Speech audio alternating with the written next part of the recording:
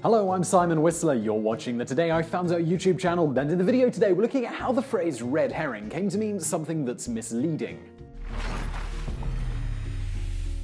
Meaning a distraction or a false trail, the expression red herring has been relatively commonly used for the last 2 centuries, and its origins do in fact begin with a rust-colored fish. However, until quite recently, the accepted origins of red herring were themselves actually a false trail. The literal sense of a red herring dates back to at least 1250 AD, when Walter of Bibbsworth wrote in the treatise, "He etep no fisher, but herring red." A product of the process used to preserve the fish into a kipper, the herring is cured in salt brine and then smoked for up to 10 days. If enough brine is used, the fish turns a red coppery color with a rather strong smell. Capable of being stored for long periods of time, this dried kipper was inedible until after it was first soaked in water to remove the salt, and then it could be warmed and eaten. A staple in English society, particularly among the poor, there would have been a fair amount of tough dried red herring hanging about. And given that they had a strong smell, it makes sense that their aroma would attract animals.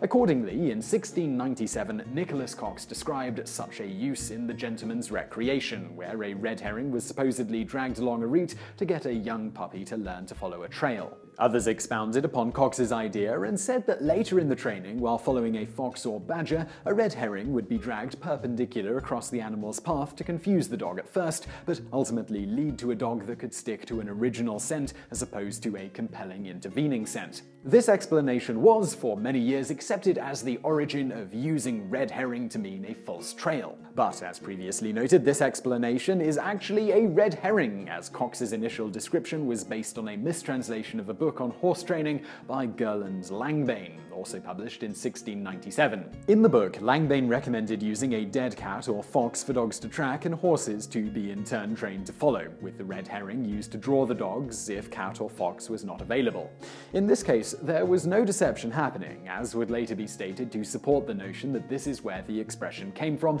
and it wasn't the dogs being trained, as Cox himself would state. This red herring was only recently revealed in a pair of articles published in Comments on Etymology in 2008, along with what is now accepted as the actual origin of our use of the phrase red herring. In the early part of the 19th century, journalist and rabble-rouser William Cobbett used his publication Weekly Political Register to decry the English political establishment. In one story, written on February 14, 1807, while illustrating the gullibility of his fellow members of the press, Cobbett described the following use of a red herring, ostensibly from his childhood, though thought to be a fictional account. "When I was a boy, we used, in order to draw off the harriers from the trail of a hare that we had set down as our own private property, get to her haunt early in the morning and drag a red herring tied to a string 4 or 5 miles over hedges and ditches, across fields and through coppices, till we got to a point whence we were pretty sure the hunters would not return to the spot where they had thrown off, and though I would by no means be understood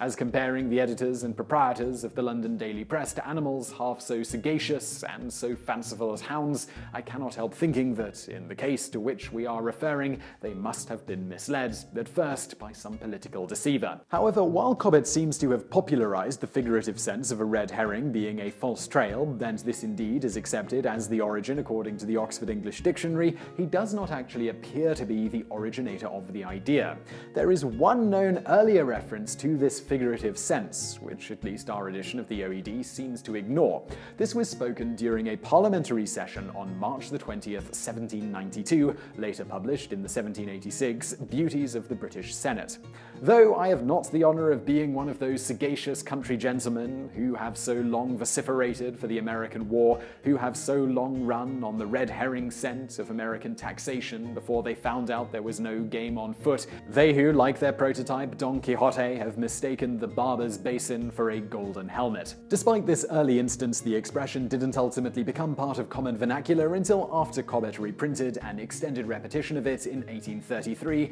and then his son included it in the commentary of a later edition of William Cobbett's Rural Rides in 1853.